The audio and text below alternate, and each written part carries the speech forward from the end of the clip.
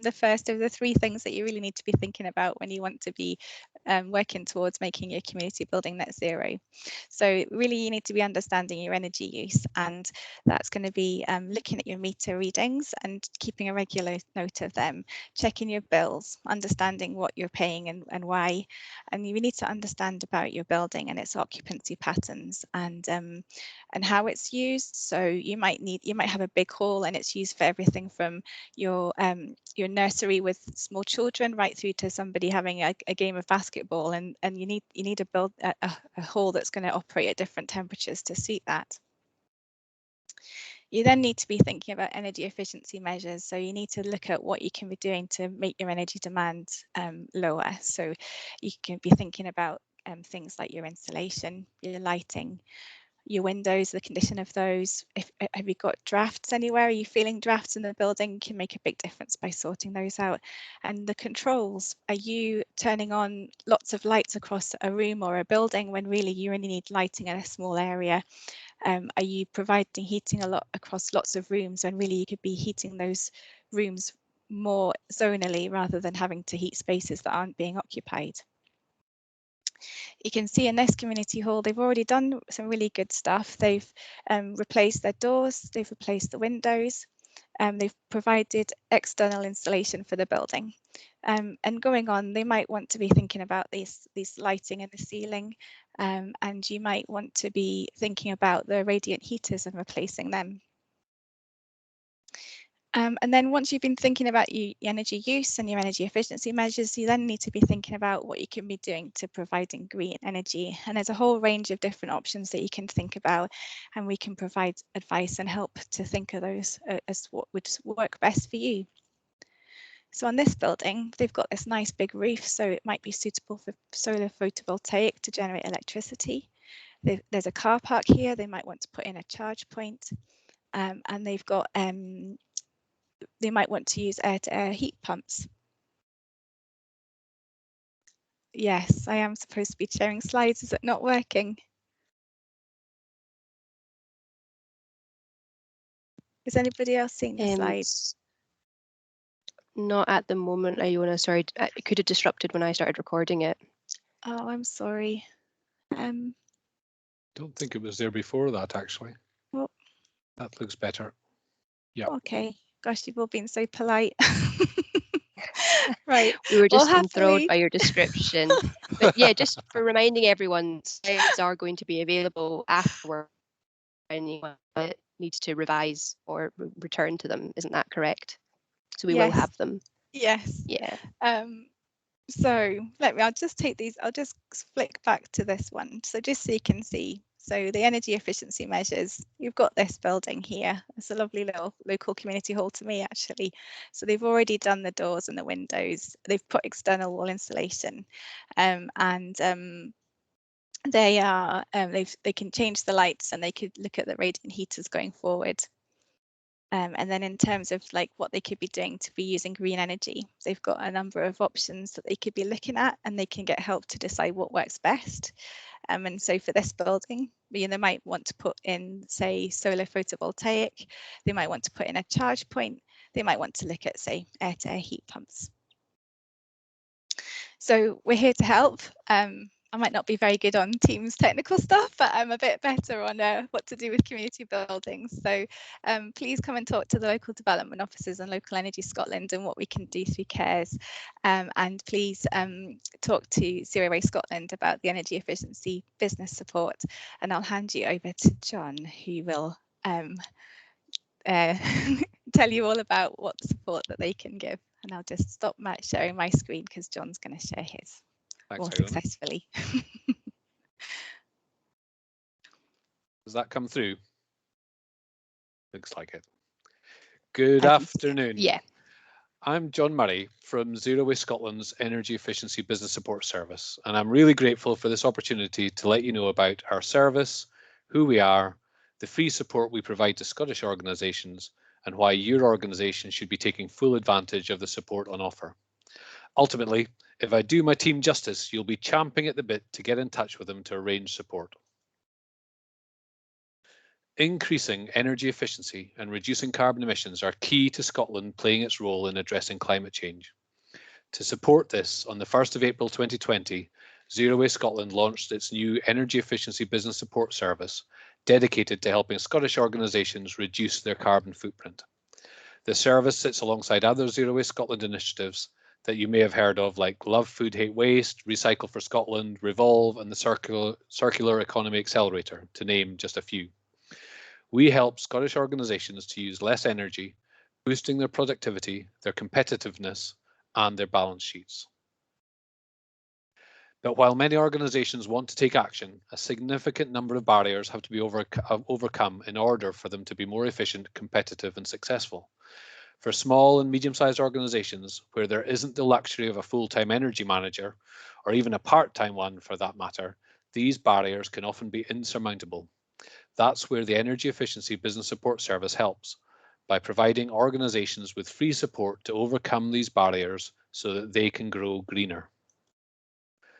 When you're busy working in your organisation, finding time to dedicate to energy efficiency is a major hurdle. So our service has a team of experienced advisors covering Scotland who can provide you with support, helping you identify your priority projects, providing guidance to help find the best suppliers, and helping you access financial support. Not many organisations have technical skills in all areas of energy efficiency, so as well as your dedicated advisors, we also give you free support from our technical specialists. They can help you assess your potential projects. They're independent and can therefore provide impartial expertise, detailing recommendations which quantify the likely financial benefits. Of course, you can have the best project in the world, but you often need to build a strong business case to secure management buy-in, a stumbling block that can see many projects gather dust because decision makers weren't convinced of its environmental benefit and financial benefit. Again, we can help with this. Our recommendations come in a report that provides you with lots of detail to support decision making. Beyond that, we can also provide training, excellent guidance documents and templates to help you understand the opportunities and engage your colleagues. We can also make introductions to nearby case studies that can give management inspiration and the confidence to proceed. A barrier which is commonly cited is the lack of finance, although our experience is that this can be overcome if the business case is strong enough. Where needed, and if CARES can't help you, we can also help you access suitable funding. This includes the Scottish Government's SME loan scheme, which provides up to £100,000 as an interest-free loan. It's unsecured and has an 8-year repayment period.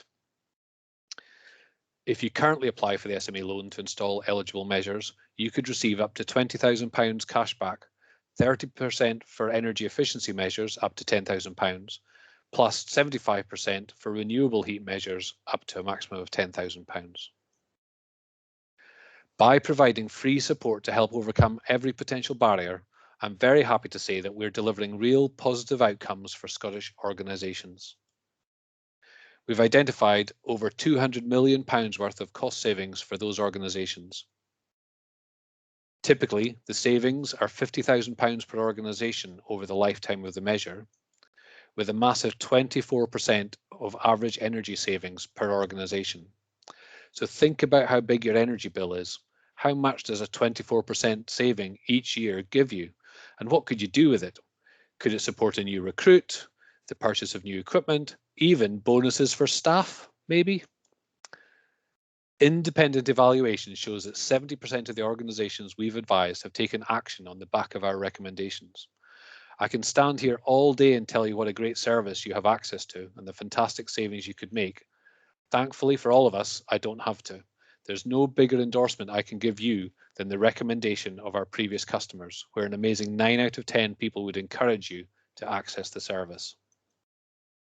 So thank you very much for your time. Hopefully you now know about Zero Waste Scotland's Energy Efficiency Business Support Service. And if I've done my team justice, you'll be keen to take full advantage of the support on offer. So please visit our website and make use of our free resources. And if you're a small or medium-sized organisation, I'd really encourage you to get in touch to arrange some free one-to-one support.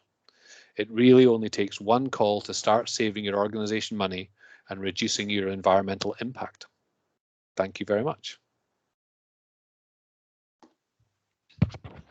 Thank you, John. I think we'll move on to Bob's presentation, unless if anyone's got any immediate clarification questions for John, you can raise your hand. I've stunned them into silence. I think, is Claire with us, Katrina, to help us with the video for Bob, do you know?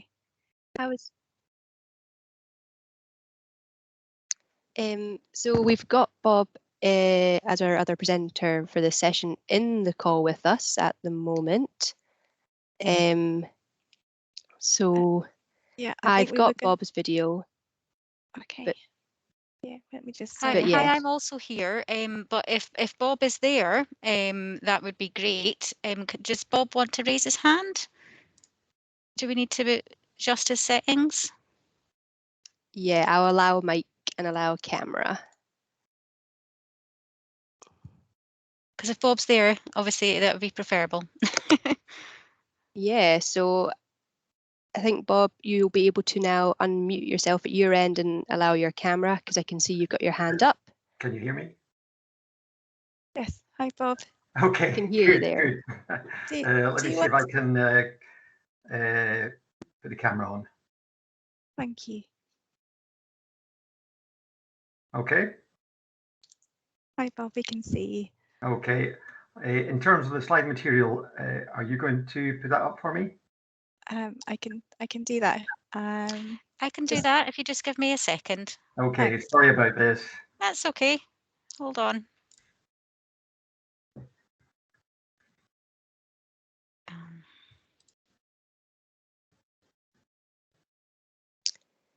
This is when we need that awkward Teams hold music again. Just something in the background.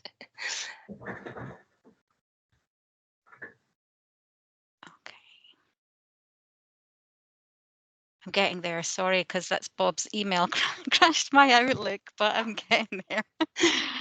Oh, dear me. Okay, let me know when you can see the screen. I can see the screen now, yeah. Okay, so just tell me when you want to change the slides and I'll do that for you. Okay, excellent. Thank you very much. And first of all, let me apologize. I was actually running late today, and I had created a recording of this, but just managed to get in through the door, and obviously you're going to get live. So hopefully it'll go well. First of all, let me introduce myself. My name's Bob Ferenth. I'm one of the directors at the Nairn Community Arts Centre. Can you move the slide, please?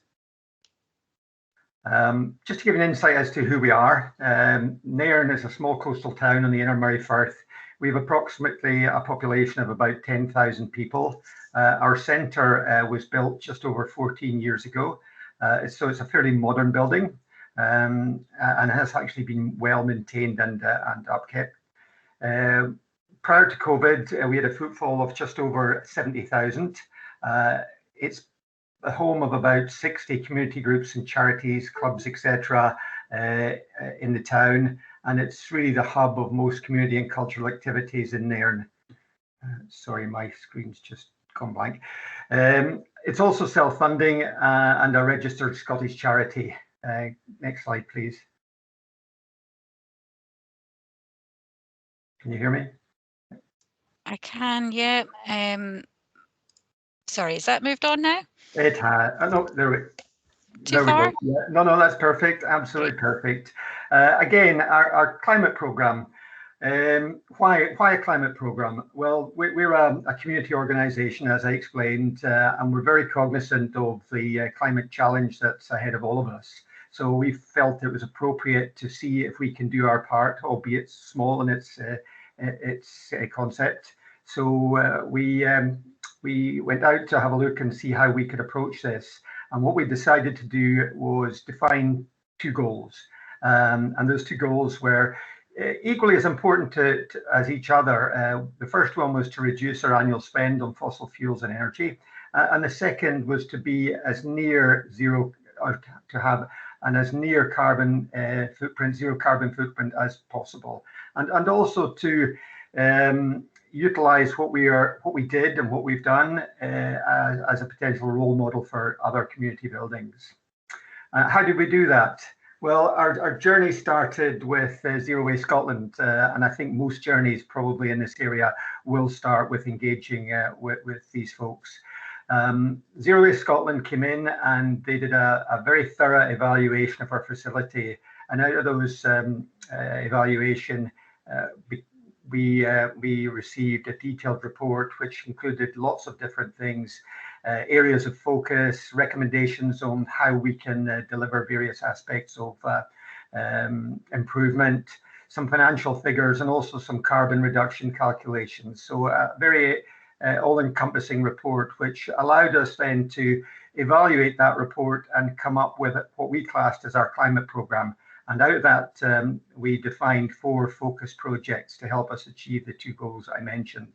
The 4 focus projects were solar PV and storage, the building lighting to help our building efficiency, looking at installing a public electric vehicle charging point to again encourage the local community to move to more green forms of transport. And finally, our heating system. As I mentioned earlier, we had a 14-year-old building, 14-year-old heating system, which was very inefficient. Next slide, please.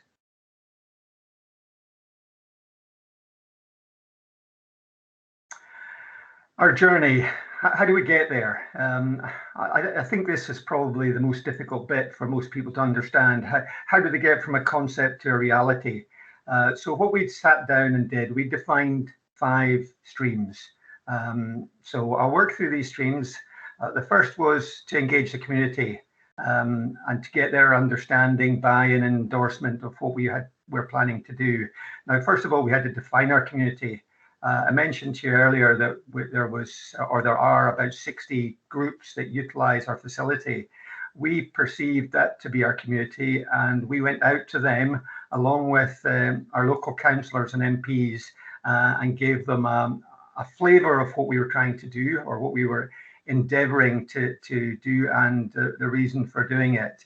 As you can understand, we received overwhelming support for what we're endeavouring to complete, and received a significant number of letters of support, and utilised these letters of support with regards to grant applications.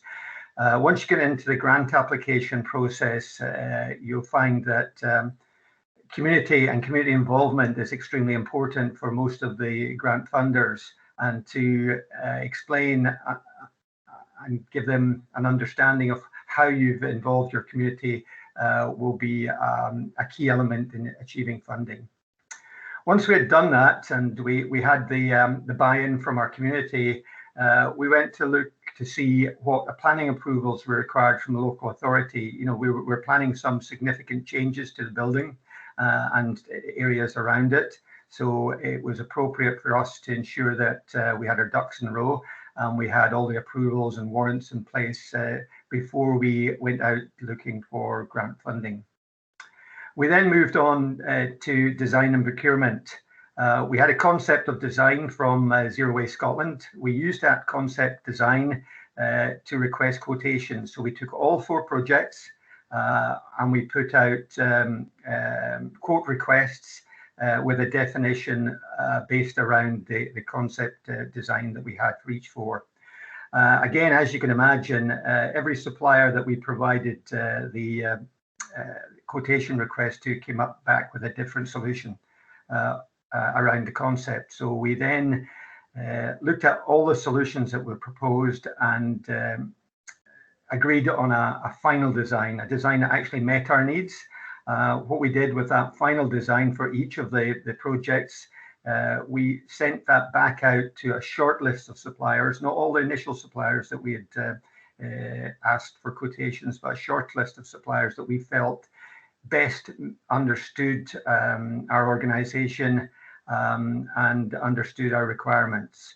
So we did that, and we did receive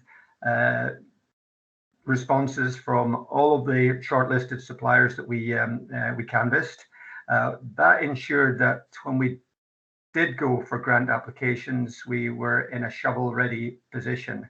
So again, a really important stage. It's prudent to have your quotes in place before you go looking for grant applications, and we'll come on to the funding part now. In terms of funding, there's two.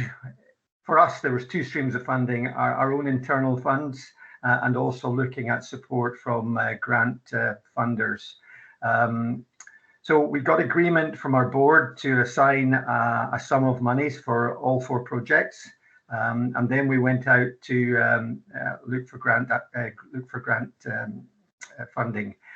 We applied for a total of 23 grants from numerous organisations, and out of those 23 applications, we received funding commitment from 9 of them, which allowed us to fund all 4 projects. So we were very fortunate that we did manage to get the funding we required, along with our match funding, to allow us to address all the projects. From that, we moved to delivery. Again,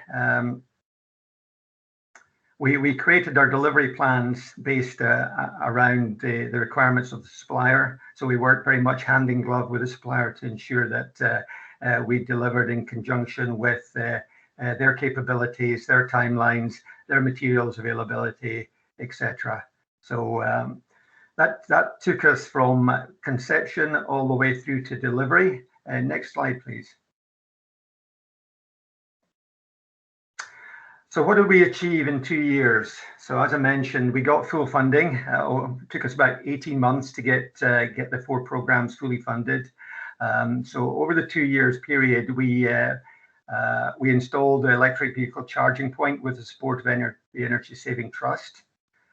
We installed solar PV and battery storage with the support of Local Energy Scotland, the Carers programme, EB Scotland, Scottish Landfill Communities Fund, the Highland Council Ward Discretionary Fund. They supported our application to EB Scotland. If anyone's ever applied for a Scottish Landfill Communities Fund grant, you actually have to have a third-party contributor to support your grant application. So Highland Council were that party. And we also had our own centres match funding. We then went on to our next project, which was replacing all the lights, all the lighting in the building with any energy efficient LED technology. So we replaced the internal lighting, the external lighting, and also the theatre lighting, and had support from Keep Scotland Beautiful through CCAF, the postcode lottery. Again, the Highland Council stepped in and gave us some funds, and again, our own centres match funding. And our final project, we installed high efficiency heating, and that was supported by the Energy Saving Trust through the SME loan and cashback.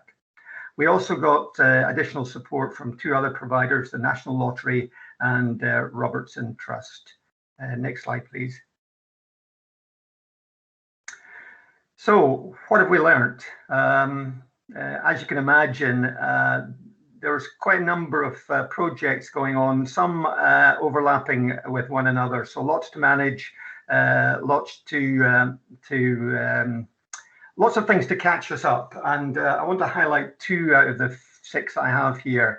The first one, be prepared to get more funding applications declined than accepted.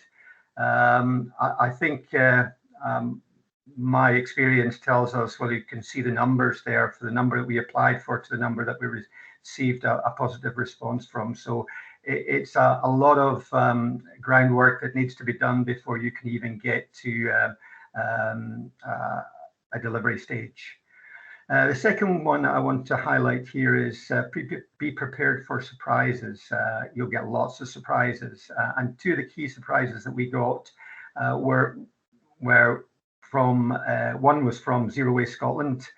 When we engaged with them the second time to look at our heating, we were very surprised with the outcome of that engagement. We did think that we would get a renewable solution proposed to us, but unfortunately, we were advised to move forward with a gas-based heating solution. And that was predicated on payback period and running costs.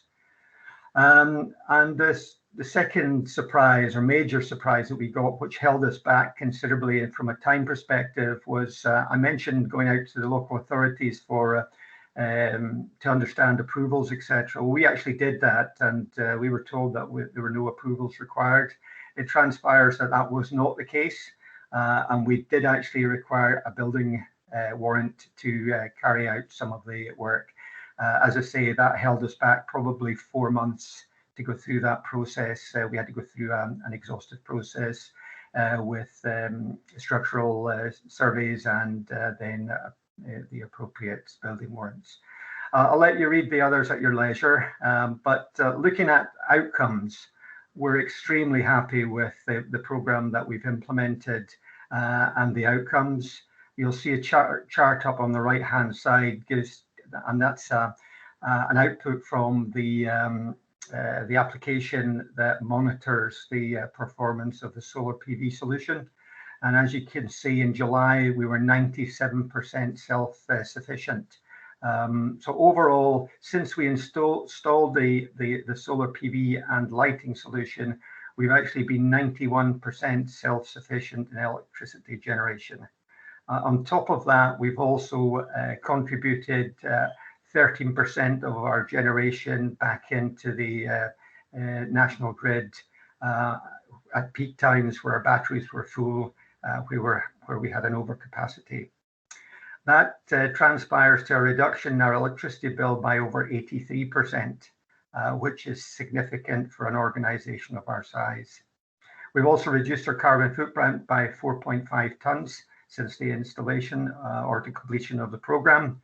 And as I mentioned earlier, we had planned to do this in 5 years. We actually completed it in 2. So it allows us to reap the benefits for an additional 3 years.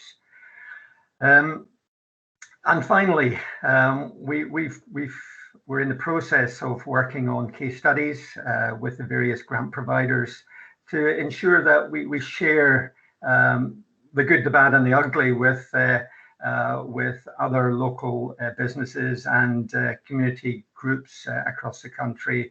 And we're also working with Nairn to promote the green solutions that we've created into local businesses. Next slide, please. Well, that concludes my walkthrough for today. I presume we're going to have some questions and answers, and thank you for listening.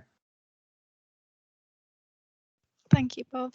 We will have you've got a round of applause there. We'll have time for like a broader discussion with all of the speakers, but if there's any immediate clarification questions for Bob, if you just raise your hand just now. We've got one on the chat, Iona, from a John, one of the guests, if he would like to perhaps, sorry, I'm assuming he would like to raise his hand perhaps. If not, it's on the chat. We can always read it out as well. Could you read that out, please, Kat? Yeah, not a bother. So the question was around using volunteer time. Did you put together your 20+ funding applications? Did you have any specialist expertise in this? No, we didn't have any specialist expertise. To be honest with you, I did the applications. My specialist expertise came from doing it for other organisations. I'm also involved in Nairn Bid and the local bowling club. So we've gone down similar routes with the bowling club 6-12 months before this. So basically it was leveraging the experience that we had gained through that. I hope that answers the question. Thanks, Bob. Iona, are you seeing we've got Michael with his hand as well? Yep. So if we just unmute Michael. I think that's you unmuted, Michael. Yep. Hello, Bob. I'm just wondering, how long do you think your gas boilers are going to survive? The reason I ask that is I can't be the only one to be thinking, well, air source and etc., etc. But what concerns me is everybody's rushing to get rid of gas boilers. This is the thing to do. And obviously with the rise of price, and that will carry on rising over the years and that sort of thing. And I think what you've done is pragmatic, and you've explained the reason why. But I just wondered how long you can say, right, okay, this is acceptable. We've been pragmatic. We can't all get rid of gas boilers over the next 10 years. It's just not going to happen. I think that's a fantastic question. I asked that of myself once we got the recommendations from Zero Waste Scotland, and I did some investigation too with regards to alternatives to heat pumps, looking down the hydrogen route. So I did some exhaustive investigations about the future of hydrogen in heating, and also the future of retrofitting gas solutions to hydrogen. So I'm pinning my hopes that the future of heating will not just be heat recovery. I believe from the information that's freely available out there, and from all the major boiler manufacturers, from all the gas supply suppliers, etc., that we will have alternatives, and that alternative will be a hydrogen-based solution. And the boilers that we've chosen allows us to retrofit them to hydrogen if and when it's appropriate. Does that answer the question, or does that help answer it? I can maybe That's just great. add. I was just going to maybe add something just from the sort of Zero Waste Scotland's service. We're there to support the government in reducing carbon emissions, and we have seen, actually supported by sort of things like the recent grants, we've seen the sort of the frequency of recommending heat pumps increase threefold over the last year or so.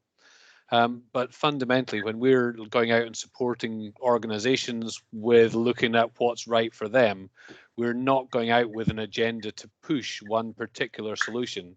What we very much try and do is look at their particular circumstances, look at what their needs are, the building type, and what it's best suited for, and base our recommendations around that.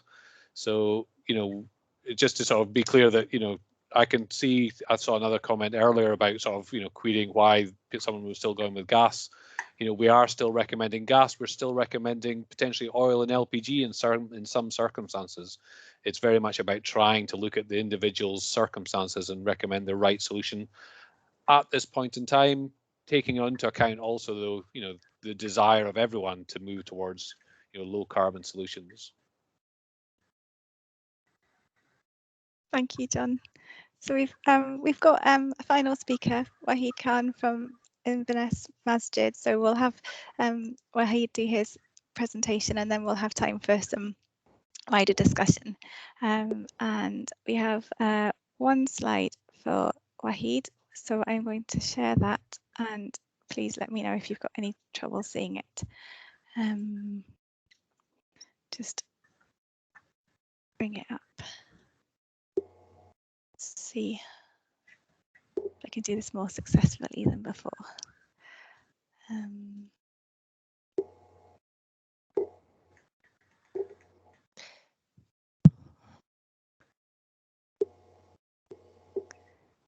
Sorry, bear with me. No bother at all.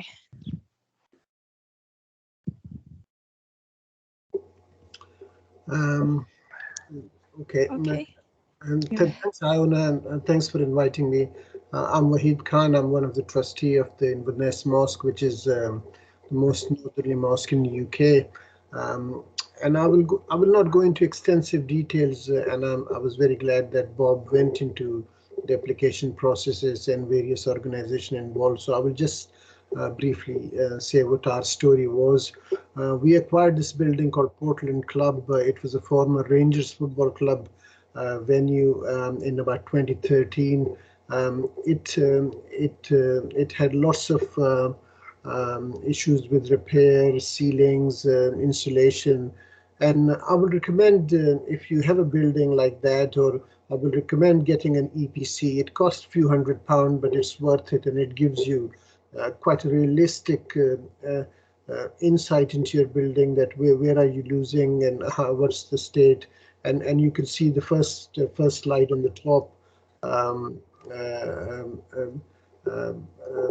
that our EPC was in the bottom in completely red. So we started the building project. We put insulation layers in the ceiling, in the floor, in the walls, double glazed window. We have changed the building into some compartments to decide where most of the energy was needed at that time. And then we got another EPC after the completion of the building, which you can see that it's gone up to almost a green, and with the potential to achieve a level of 23. Some of these terminology of EPC, Energy Away Scotland, sometimes to a layman like me are difficult to understand. And what I must say that Bob has explained the process of funding, and it's quite a detailed process of writing application, and we were very grateful that Katrina from CARES helped us a lot in writing it, understanding it, and getting some of the local surveys done. So in 2017-18, we applied for a solar PV. We have a big flat roof. You can see on the slide below, and we put about 16 large panels, and that was a grant from SEC, which was about 10,000–11,000. And I would still say that for a community building like us, one needs the building warrant and planning permission, and it would be good to get that real in time to save the issues around at that time. So we put the solar panels, and most of our energy needs were heating and lighting, and we replaced all the bulbs with LED, and then we had another funding, which was a 50% funding, which we got it for 6 kilowatt battery system, which was installed just about 8–9 months ago, and we've seen through this summer a huge difference in our bills. And we were also the last to sign up for FIT registration, and we are getting a couple of £100 every 3–4 months from them as well. So it was a big saving for us. We are a small community, small Muslim community, around 1% of the total population of Highland, and we have made this building secure, insulated, with the solar panel and with the battery, and we are heading for an air heat source pump for the heating during the winter. We also have wood burning stoves in the building, which adds up to extreme winter conditions, and I will end here, but I must say that some of the terminology is quite technical, but there's a lot of support available from Keep Scotland Beautiful, from CARES and Zero Waste Scotland, and they're always very helpful to make you understand and lead you through to the process of funding, application, and support. Faith buildings are sometimes very difficult to convert due to the buildings being very old, especially the churches, where huge, large, drafty windows are. And I think now there are quite a good advice available for that as well. And I will take on to that, and it's worth doing that. It's and one of the best part for me and for us was the empowerment to the whole community. They were seeing the project going on every day. They could see the benefit, and they are now taking the same initiatives to their local businesses, to restaurants, and so on. I'll stop here and I'll answer any questions. Thank you very much, Waheed. Are there any questions for Waheed to start with, and then we can just open it up more generally as well if people want to raise hands.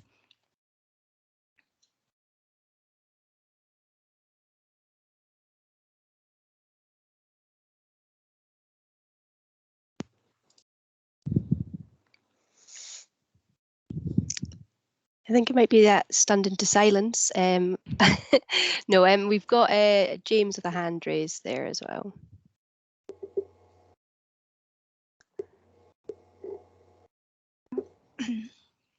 Sorry, just try to find. There we are. Hi, James.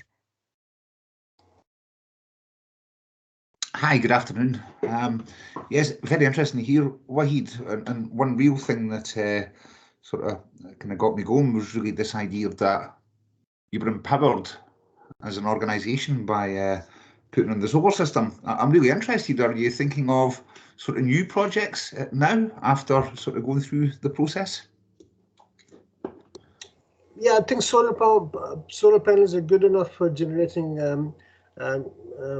during the daytime, as well as we have the batteries to store, and it is quite good for our almost is providing 100% of our lighting needs. Heating, which is the main issue for the buildings, especially in the evenings and especially in the winter months. So we are looking into air heat source pumps. And I think there is a funding circle which is just ending next week, which was about that. We're not going for that this time, but maybe next time we will look into that. We have also some our own funding, which we might do it independently through the community. And I think, and if there is anything else comes along. We have a electric vehicle charging point. We have a car park next to us. However, it looks like the council may be looking into doing that themselves. So we'll wait for their response. We have a garden also which is being developed, and that enhances the community participation in growing local, eating local, and so we are empowering the community through various. And I think environment and climate is at the top of the agenda for faith organization too, like other organization, and we'll be fully participating in that.